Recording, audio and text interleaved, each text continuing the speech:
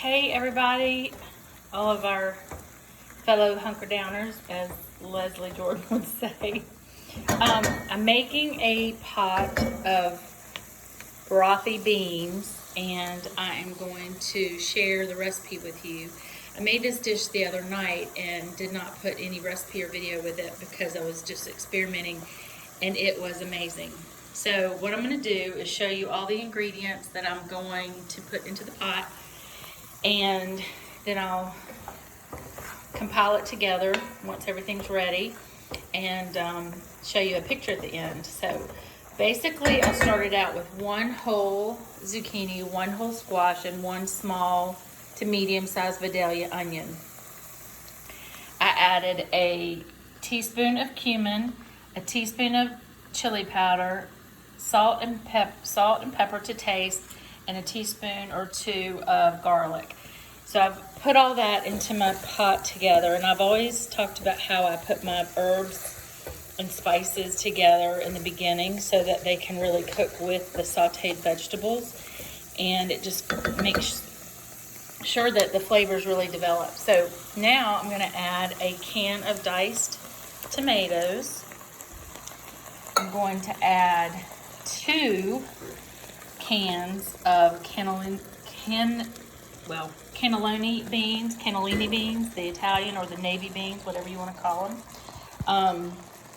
But the cannellini beans are less starchy, and they have a really awesome flavor, and they cook with broth beautifully with the chicken broth. So all this is going to get put together with chicken broth, and I'm actually using 1 box of chicken broth that I had on hand, and I'm going to reserve the second maybe 2 cups that I need to add once this cooks down a little bit from the broth that I'm going to have left over from the chicken that I have in the crock pot. So this turns out to be a beautiful, yummy, really delicious stew. It's nice and thick, and the protein that goes in it is going to be the kielbasa that I have already cooked up from the Hillshire Farms, or actually this one came from Lowe's Foods from the sausage area in the back. The beef sausage is really good, and it's nice and browned so that it will not get too it's not too tender in the soup. It's going to be nice and well done to go in, which I like because it does tend to soften up a little bit. So that's going to go in when I put my chicken in, but I'm going to let this cook down for just a little while, and it's going to make the kitchen smell great. But basically it's tons of vegetables, some nice beans, chicken broth, a little bit of diced tomatoes, and chili powder, cumin, and garlic, along with some salt and pepper. So this is going to make the base of our soup, and then we're going to add the shredded chicken and the beef kielbasa, and it is going to be amazing. So you could also add some shrimp in this. You could do it's almost like a gumbo, really. Shrimp would be really good in it, or any kind of seafood. But I am digging the sausage and the chicken together. So that's what we're having tonight for dinner. And it's a nice, cold, kind of windy day. So this will be perfect. So I hope you enjoy, and I'll show you some pictures later when I get it compiled and put together. All right, so my soup has been on the stove for a couple of hours. I put it on high heat, and then I reduced it down to simmer and then turned it off. I'm coming over here to my crock pot where I've had these large chicken breasts sitting in water with kosher salt and ground pepper and a little bit of oregano. So you can see that it has a really nice broth, which I'm going to strain and use in my soup if I need more liquid. But what is so great about this chicken, I know it's an extra step just from cooking it over the stove, but I just dump it in the crock pot and walk away. It just makes the most tender and juicy chicken, and it just falls apart. So basically I'm taking 2 forks and I'm pulling apart the chicken to make shredded chicken, and I'm gonna put this in the soup that's been cooking and simmering, that has the vegetables in it and the white beans, And I'm gonna add the kielbasa beef that we've cooked. And now I'm ready to compile the soup so that it will be ready to eat with dinner. So what we decided, since the kids are moving out of wake today and they've been on their feet all day, this is just good comfort food. I'm gonna make a grilled cheese with it and just be casual because they're coming back later tonight after they leave the dorm. So this shredded chicken will be added to the soup. Like I said, it's been on the stovetop for a good bit.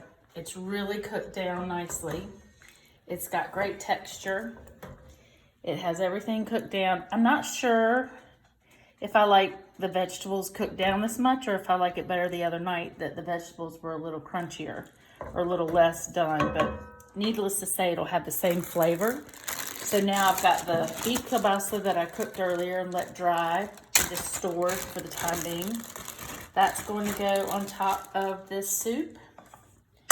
And now I'm going to add all of that yummy shredded chicken